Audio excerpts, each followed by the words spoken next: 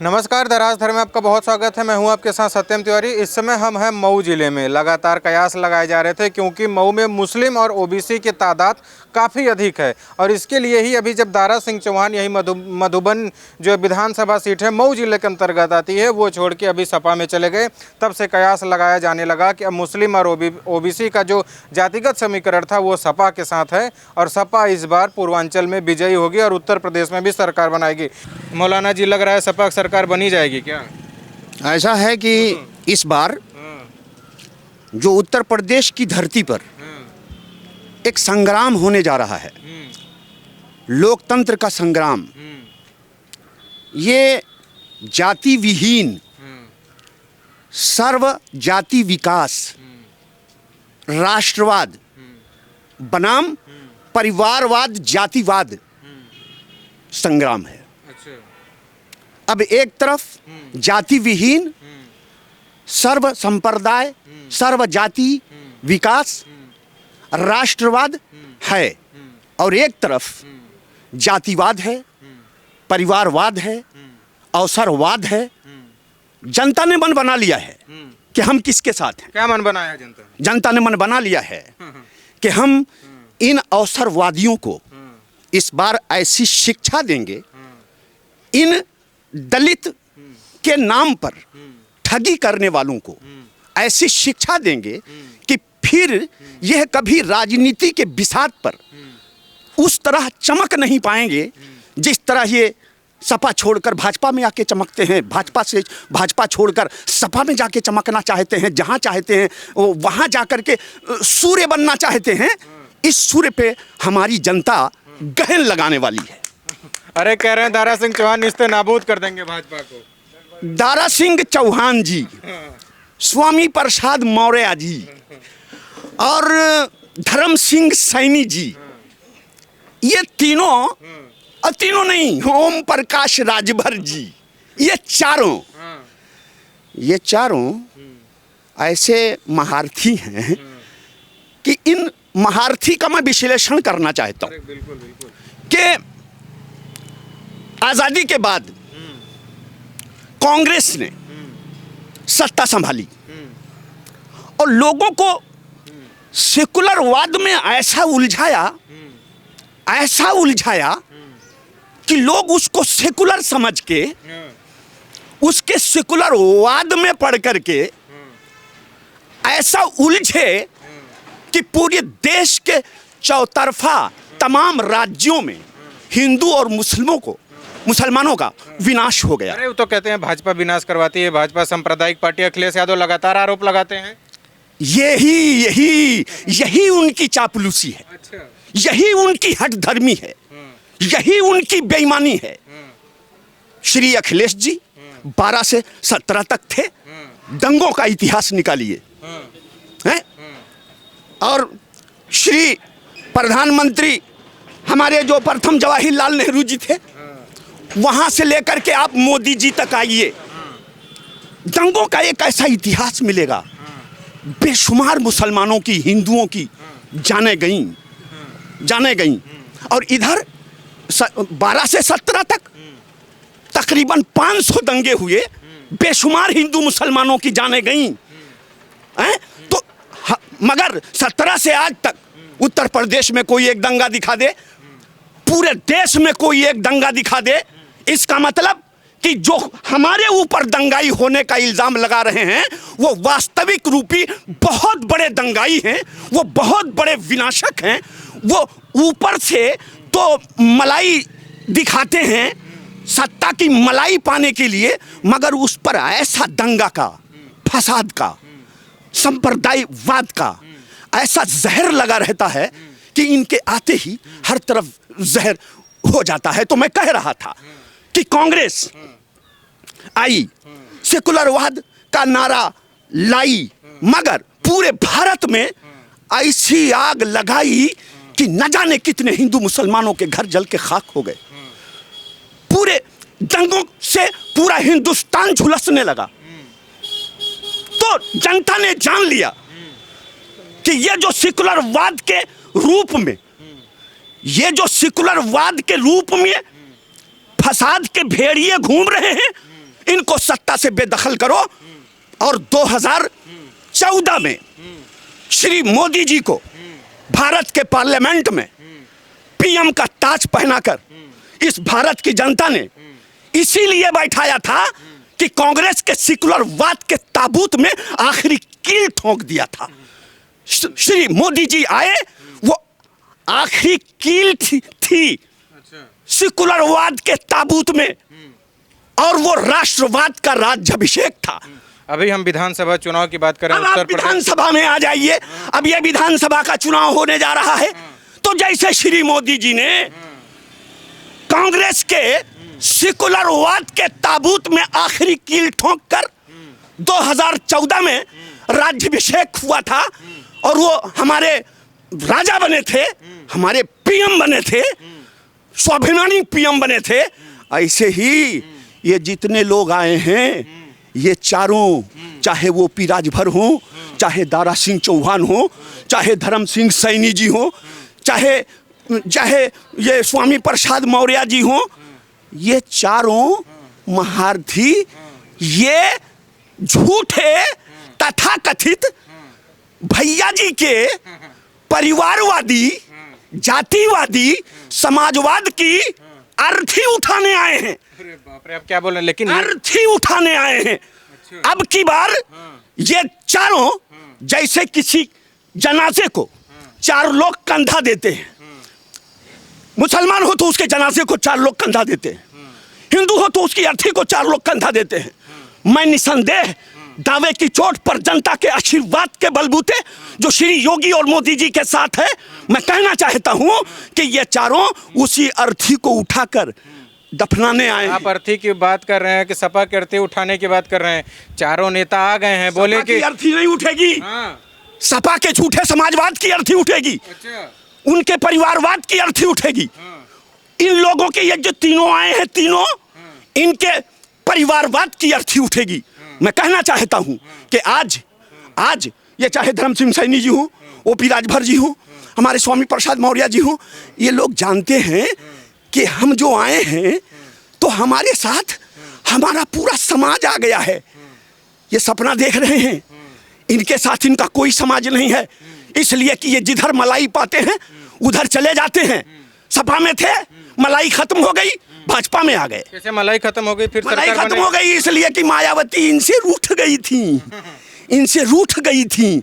जैसे मायावती का रूठना इन्होंने देखा, समझ गए अब मलाई नहीं मिलेगी। इन्होंने अपने बेटे के लिए टिकट मांगा। सुनने में आया है कि वो अपने परिवार में भी चंद लोगों के लिए टिकट मांगा था। किससे? भाजपा से? भाजपा से।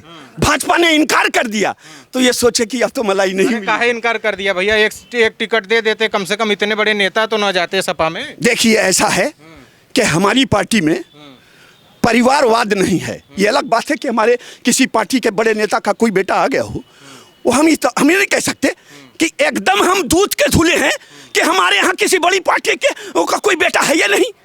लेकिन उस तरह नहीं मिलेगा कि साला यहाँ से, साली वहाँ से, बाप वहाँ से, बेटा वहाँ से, बड़े अब्बा वहाँ से, चच्ची वहाँ से, डिम्पल वहाँ से, फलनवा यहाँ से, वो वहाँ से। इस तरीके से हम रेवड़ी की तरह बनर बांट नहीं करते। हमारी पार्टी जो फैसला लेती है वो किसी गरीब को समाज से उठा कर लाती है। उसकी ताज़ा मिसाल हमारे श्री ये जो अभी हमारे जीते हैं विजय राजभर जी, ये ताज़ा मिसाल है। बाप सब्जी बेचता है, आज भी रोड पर बेचता है। हमारी भारतीय जनता पार्टी ने उसके कंधे पर हाथ रखकर विधानसभा तक पहुंचा दिया। तो हमारी भारतीय जनता पार्टी समर्पित नेताओं को खोजती है, अपने ऐसे युवा को खोजती है जो उसके लिए तन मन धन से समर्पित होता है। तो हम उसको टिकट देंगे, हम उसको टिकट देंगे या इनके बेटे को टिकट देंगे।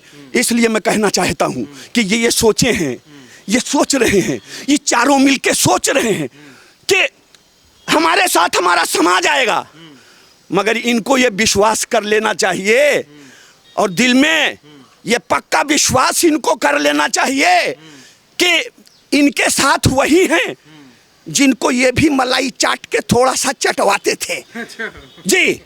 मगर सारा समाज भारतीय जनता पार्टी के साथ है, क्योंकि इन्होंने दल बदला है, और इनका दिल भी बहुत जल्दी बदल जाता है। किनका दिल बदल गया? यही स्वामी प्रसाद मौर्य जी का। आपको कैसे पता? हमको पता है, कैसे? इसलिए कि जब मायावती जी के साथ थे, सटासट पैर छूते थे, सटासट पैर छूते थे, देखेंगे तस्वीरों में। जब योगी जी महाराज के साथ आए, खटाखट पैर छूते थे। आज जाके अखिलेश भैया का पैर छू रहे हैं। इसका मतलब इनका दिल भी परिवर्तन जल्दी से हो जाता है। हाँ, इसलिए जल्दी परिवर्तन हो जाता है। कहीं उनके पैर पे सटासट, कहीं उनके पैर पे खटाखट। इसका मतलब ये अपने जाति के लिए, अपने समाज के लिए संघर्ष नहीं कर रहे हैं, ये खुद स्वयं और अपने बेटों के लिए, अपने परिवार के लिए संघर्ष कर रहे हैं। अखिलेश यादव इस बार समीकरण बैठा रहे हैं, कह रहे हैं कि यादव और मुस्लिम हमारे साथ थे ही, अब ओबीसी वालों के नेताओं को जब हम अपने पास ला लिए तो हमको हराने से कोई रोक नहीं। ओबीसी के क्या आएंगे, मुसलमानों के क्या आएंगे? मुसलमानों नहीं आएंगे? आएंगे, वही जो इनके भरम जाल में फंस जाएंगे। अच्छा, बहुत फंसे हैं, भरम जाल, बहुत देर से फंसे हैं, युग युग से फंसे हैं। और वही से फंसे हैं कि जान भी जाती है, नाक भी कट जाती है, तो रुमाल से छुपा छुपा के नाक कटवाते हैं। कैसे भरम जाल? हाँ, भरम जाल ये 18% रिजर्वेशन दे देंगे, हम आएंगे तो अल्पसंख्यकों के लिए ये कर देंगे, वो कर देंगे। इल्जाम लगाते हैं भाजपा पे और वोट लेके नाक काटते हैं मुसलमानों की समाजवादी पार्टी। अखिलेश भैया वोट ले करके मुसलमानों की नाक काटते हैं। 18% रिजर्वेशन दे देंगे, 1% नहीं दिया, मदरसों का आधुनिकीकरण कर देंगे, किसी का नहीं किया। हमने तो किसी से वादा नहीं किया था, हमने आधुनिकीकरण कर दिया। हमने ऐसे ऐसे जियो किया है कि मायावती जी, सुश्री बहन मायावती जी और अखिलेश भैया सपने भी नहीं सोच सकते जो हमने अल्पसंख्यकों का कल्याण किया है। इसलिए मैं कहना चाहता हूं कि इस बार बड़ी शान से, बड़े शान से, निराली शान से, जैसे 2014 में कमल पताका फहराया था, आज हिंदू, मुस्लिम, सिख, ईसाई, जैन, बौद्ध, इसलिए कि हम 20% की बात नहीं करते। 20% तो इधर उधर होते रहते हैं। वो लोग कहते हैं ना कि 80%, 20%। योगी जी क्या कह रहे थे? वो ये कह रहे थे कि 80% गरीब हैं पूरे भारत में और 20% अमीर हैं।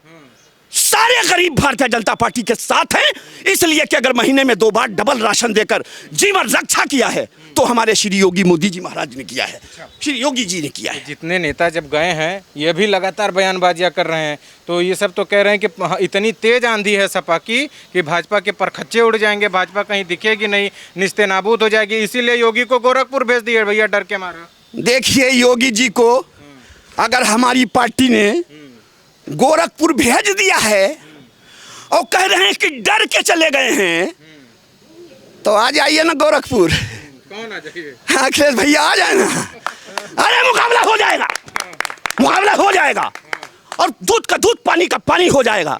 ये इल्जाम लगाने वाले ऐसे ही इल्जाम लगाते हैं।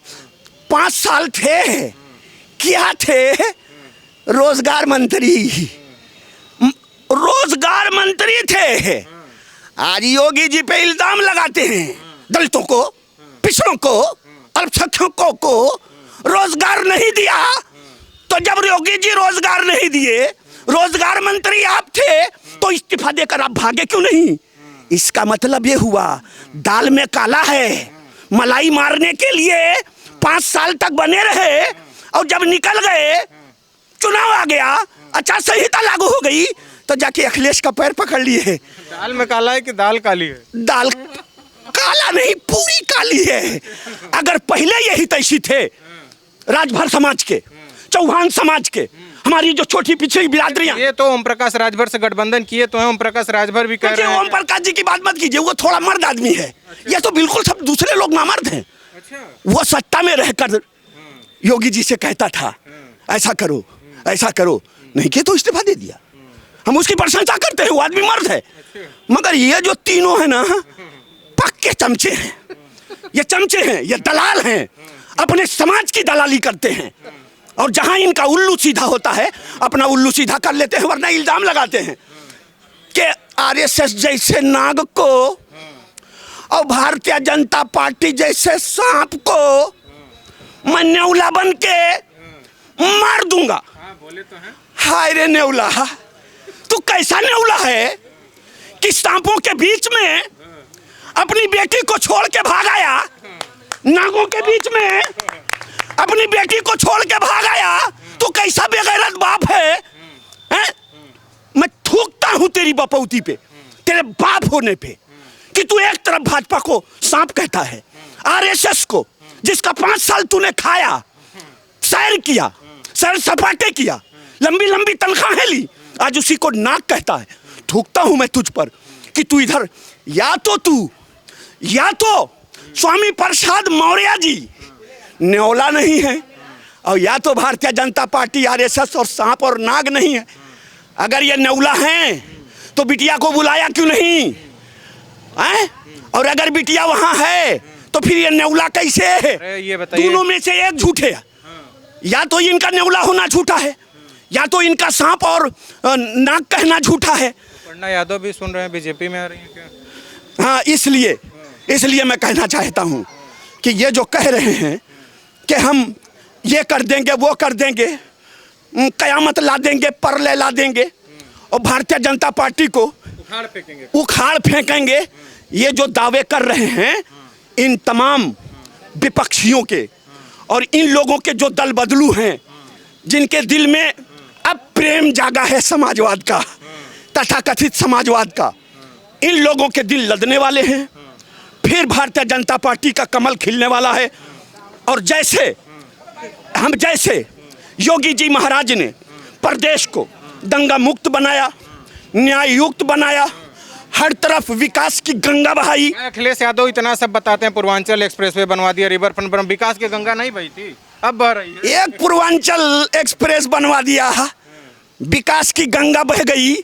कितने मेडिकल कॉलेज दिया था आपने, कितने एक्सप्रेस वे बनवाया था, एक एक्सप्रेस बनवा दिया, विकास की गंगा बह गई। और हम छठ बना रहे हैं तो विकास का तिरंगा नीचे गिर गया है। इसका मतलब कि अगर आपका एक बनवाने से विकास की गंगा बह रही है तो योगी जी महाराज के 6 एक्सप्रेस हाईवे बनवाने की वजह से विकास की हमारा ऐसा फीता काट दिए। अब तो अगर जवाहरलाल नेहरू जिंदा होते तो वो कहते हमारा ही सब काट दिए। अगर जवाहरलाल नेहरू जीवित होते तो वो कहते कि हमारा सब काट दिए। इसलिए कि जो ऊपर वाला रहता है, प्लान वो बनाता है, इंजीनियर नक्शा बनाता है, मजदूर और मकान मालिक मिलके उस घर की तामीर करते हैं। तो वो इंजीनियर साहब जो अपनी दुकान पर बैठे हैं वो फीता काटेंगे कि जो मकान मालिक है वो फीता काटेगा। ये सुन रहे थे स्वामी प्रसाद मौर्य, आपने सही कहा कि नाग और सांप कह रहे थे आरएसएस भाजपा को, लेकिन खबर ये भी आ रही है कि अपर्णा यादव भी शायद भाजपा में चली जाए तो बहू अकेले स्वामी मतलब मुलायम सिंह यादव की बहू कैसे नाग सांप के बीच में जाएगी? देखिए, ऐसा है कि ये नाग सांप की बात नहीं है, ये अपने अपने कुर्सी की बात है। ये मौर्य सोच रहे थे, कौन मौर्य? स्वामी प्रसाद मौर्य जी। हम पूरी मौर्य की बात नहीं करते, पूरी मौर्य तो हमारे साथ है, पूरी टीम तो हमारे साथ है। ये यक्के मौर्य की बात करते हैं, स्वामी प्रसाद मौर्य जी की। ये सोच रहे थे कि बेटे को भी घुसा लेंगे, कोई मंत्री पद दिलवा देंगे तो 2 मंत्रालय अपने को मिल जाएगा। 4 मंत्रालय योगी जी ने दिया था, एक और 6 मंत्रालय उत्तर प्रदेश का हमारे पास रहेगा। मगर इनका सपना टूट गया। ना इनको मंत्रालय मिलता, इसलिए कि इनके व्यवहार हमें कुछ मालूम हो गए थे अंदर से कि ये अंदर क्या कर रहे हैं, जैसे चूहा। मालूम ये था कि ये रहते तो हमारे साथ हैं मगर दोस्ती की पैंग दूसरे के साथ भिड़ा रहे हैं, ये पता था। इसलिए मंत्रालय इनको नहीं मिलना था, इसलिए कि हमको इनकी पैंग मालूम हो गई थी। मगर आज इनको कहना चाहता हूं कि मौर्य जी आप तो चले गए हैं और जिनके वोट से आप गए थे वो टीम योगी जी महाराज के साथ है। धर्मेंद्र सैनी जी आप तो चले गए हैं मगर जिनको आपने जिताया था आज वो टीम योगी जी महाराज और मोदी जी के साथ है। थोड़ा मऊ की बात कर लेते हैं, क्योंकि मऊ में कहा जाता है कि ओबीसी और मुसलमान जिसे चुनते हैं वही बनता है। तो इस बार दारा सिंह चौहान भी चले गए हैं, ओम प्रकाश राजभर देख ही रहे हैं कि कह रहे हैं कि भैया भाजपा को हराना ही है। तो बहुत मुश्किल का मुकाबला कह रहा है, और एक तो टिकट भी करवा दिए योगी जी का कि भैया अब घर वापस ही जाइए। ऐसा है कि भारतीय जनता पार्टी आई तो ये सब थे ना, जैसे हम जानते होंगे कि पहले हमारी आर्मी थी, हमारी आर्मी के पास हथियार था, मगर वो हथियार बड़ा पुराना था। हमारी आर्मी फायरिंग करती थी, या तो वो उलट जाते थे और या तो गोली इधर उधर हो चली जाती थी, दुश्मन मरता नहीं था। यानी खराब कारतूस, खराब रिवाल्वर। मगर मोदी जी आए तो अच्छी अच्छी कारतूस भी डाल दिया, रिवाल्वर और वो जो तोप मारक होती है उसको भी सही कर दिया। अब मारो ना थाए थाए, निशाना लो, दुश्मन साफ, जिधर घुमा लो दुश्मन साफ। इसका मतलब ये हुआ कि जो कांग्रेस की घिसी पिटी मारक क्षमता वाली चीजें थी, मोदी जी ने उसमें अपने जादू से ताकत भर दिया था। श्री योगी जी, मोदी जी महाराज ने मिलके ओपी राजभर जी, स्वामी प्रसाद मौर्य जी, धर्म सिंह सैनी जी, दारा सिंह जी, चौहान जी, इनमें अपने कार्यकर्ताओं का दम भर दिया था, ताकत भर दिया था। मगर जब ये छोड़ के भागे तो सारी ताकत फिर हमारे साथ पलट आई ही, क्योंकि हमारा नेता भागा है, हमारा वोटर नहीं भागा। और यही हमारा वोटर इन दल बदलुओं को, इन जमीर फरोशों को सबक सिखाने के लिए इसी फरवरी में और इसी मार्च में सबक सिखा के छोड़ेगा। और 10 को जब अनाउंसमेंट होगा तो फिर श्री योगी जी महाराज का और भाजपा का अभिषेक होगा। एक अंतिम प्रश्न आपसे ये पूछ लेते हैं कि अखिलेश यादव लगातार अपने सरकार की बड़ाई करते हैं कि हमारे सरकार में विकास था, अभी इस सरकार में विनाश है, किसानों के ऊपर अत्याचार हो रहा है, महंगाई इतनी हो गई है। तो उनके सरकार से इस सरकार में आप कितना अलग देखते हैं? इसके पहले सपा की सरकार थी। अलग ये देखता हूँ कि आप ये बताइए कि 2 करोड़ लोगों को कभी इन लोगों ने आवास दिया था? नहीं दिया था। 8 करोड़ लोगों को कभी इन लोगों ने शौचालय दिया था? 80,000 लोगों को इन लोगों ने आवास देने का निर्णय लिया था, मगर 80,000 में से इन लोगों ने 20,000 को भी, यानी 1/4 को भी नहीं दिया था। मगर आज 2 करोड़ आवास है, 8 लाख शौचालय है, ऐसे ही 10 लाख लगभग गैस सिलेंडर है, और ऐसे ही तकरीबन 12 करोड़ किसानों को किसान निधि, टाटा एकदम पूरा एकदम कंठस्थ। हाँ, सब याद है, किसान निधि से 12 करोड़ लोगों को, और ऐसे ही तकरीबन 17.5 करोड़ लोगों को आयुष्मान भारत से दिया जा रहा है। 44 स्कीमें जो वहाँ से लॉन्च हुई केंद्र से। उत्तर प्रदेश में श्री योगी जी महाराज ने बगैर किसी धर्म जाति के, बगैर किसी संप्रदायवाद के हर वर्ग को लाभ पहुंचाया, और यही लाभ जो घर घर तक पहुंचा है वही कमल बनकर 10 मार्च को खिलने वाला है। और योगी जी महाराज का यही सब 44 योजनाओं में जो इंतहाई मेहनत से उत्तर प्रदेश को सर्वोत्तम प्रदेश बनाया है, यही सर्वोत्तम प्रदेश बनाना फिर भारतीय जनता पार्टी के सरकार में सब नहीं था। क्या था? सपा के सरकार में था, कागज में था, जमीन पर नहीं था। कागज में था, जमीन पर नहीं था, मगर यहाँ कागज पर भी है और जमीन पर भी है। ये मतलब मैं झूठ नहीं बोलता, आप पहले के कागजात उठाकर देखिए। 80,000 लोगों को आवास दिया जाएगा, और कागज उठा के देखेंगे 80,000, और जमीन पर उठा के देखेंगे 20,000। 11 मार्च को किसका राज तिलक हो रहा है? कौन जा रहा है मुख्यमंत्री? 11 मार्च को राज तिलक होने जा रहा है जनता के आशीर्वाद से श्री योगी जी महाराज का। श्री योगी जी महाराज मुसलमानों का भी साथ मिलेगा? हाँ, मुसलमानों में 2 क्वालिटी है। एक वो क्वालिटी है जो पुराना जहर वाला शरबत पिए हुए हैं, तो वो तो भरमजाल में पड़े हुए हैं। मगर जो पढ़ा लिखा तबका है, जो पढ़ा लिखा समाज है, आज श्री मोदी जी योगी जी के साथ खड़ा है, और डंके की चोट पर वो न्याय के साथ है, सर्वजाति विकास के साथ है। इसलिए कमल खिलाकर, फिर कमल खिलाकर इस देश में, प्रदेश में दंगा मुक्त, न्याय युक्त प्रदेश और देश बनाने वाला है श्री योगी जी महाराज जिंदाबाद, श्री नरेंद्र दामोदर दास मोदी जी जिंदाबाद। देखिए हमारे साथ मौलाना चतुर्वेदी थे, बच्चों को पढ़ाते उड़ाते हैं, तालीम देते हैं मदरसे में, और बता रहे थे कि जो पढ़ा लिखा तबका है वो योगी आदित्यनाथ के साथ है, लेकिन जो अभी भ्रमजाल में फंसे हुए हैं वो इन्हीं भ्रमजाल में फंस के रह जाएंगे। और इनका मानना है कि नेता गए हैं लेकिन वोटर कहीं नहीं गया है। वीडियो देखने के लिए आपका बहुत शुक्रिया, धन्यवाद।